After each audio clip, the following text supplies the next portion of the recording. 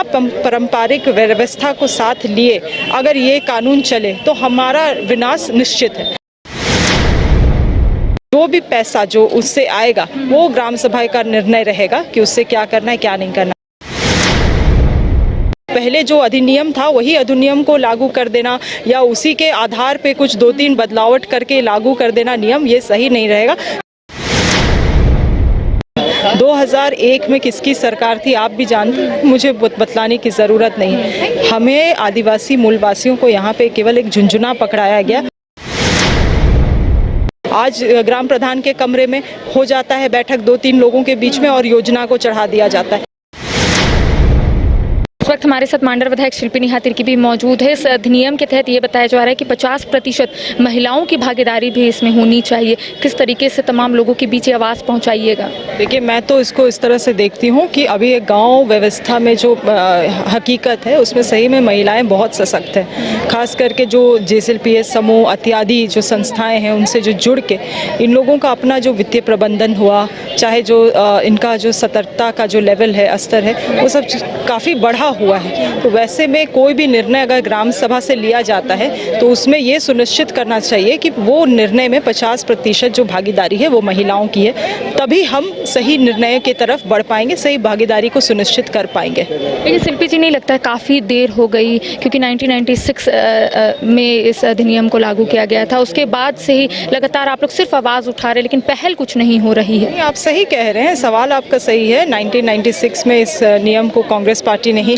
नरसिम्हा राव जी की जो नेतृत्व में हमारी UPA की सरकार लाई थी, उसके बाद झारखंड का गठन 2000 में हुआ।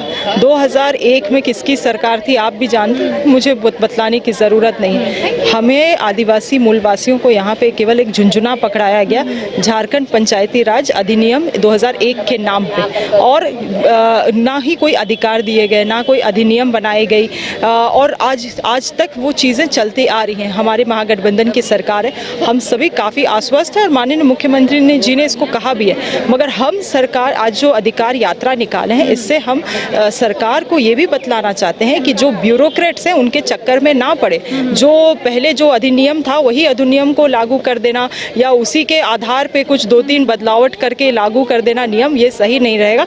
संविधान में जो दिए गए अधिकार है उन्हें मद्देनजर रखते हुए हूबहू, क्योंकि धारा 5 में भी ये कहा जाता है पेशा कानून के कि जो अगर ये उस वक्त 1996 में लागू नहीं हो पाया तो 1 साल के बाद हूबहू इसको लागू करना है। तो हम चाहेंगे कि उन प्रावधानों को हूबहू लागू किया जाए। साथ ही साथ हमारे जो गांव घर में जो संसाधन है, जल जंगल जमीन है, तमाम चीज़ों में ग्राम सभा का अधिकार हो।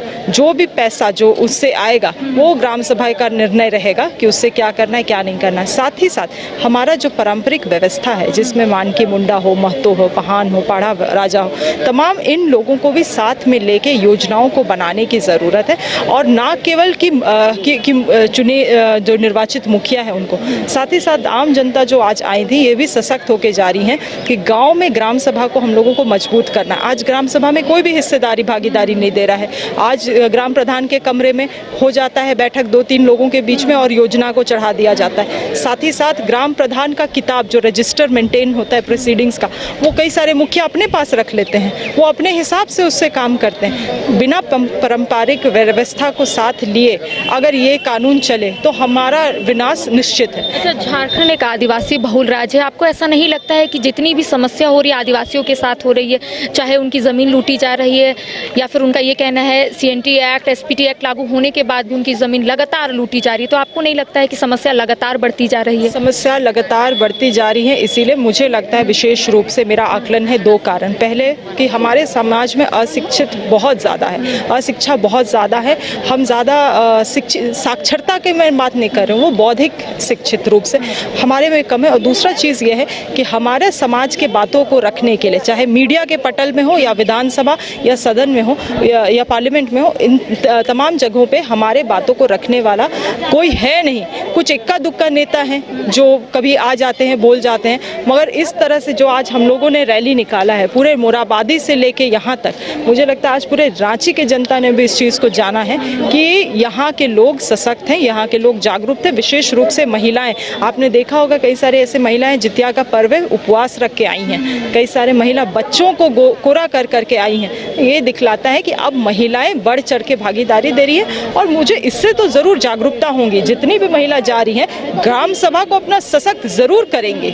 देखिए 24 दिसंबर 1996 को पेशा कानून को एग्जिस्टेंस में लाया गया था, लेकिन उसके बाद से ही तमाम जो आदिवासी समुदाय अपनी आवाज़ को उठा रहे। 27 साल बीत गए हैं, लेकिन इनका कहना है कि राज्य में पेशा कानून लागू नहीं हुआ है। लेकिन दूसरी ओर राज्य सरकार की ओर से एक अंतिम रूप यहाँ पर दे दिया गया है, लेकिन इनका कहना है कि हम सरकार पर दबाव डालेंगे ताकि पेशा कानून राज्य में जल्द से जल्द लागू हो और आदिवासियों का जो हक और अधिकार है वो उन्हें वापस मिल सके। फिलहाल मुझे दे इजाजत। तो सहयोगी नितिन के साथ मैं करिश्मा सिन्हा, न्यूज़ 22 को रांची।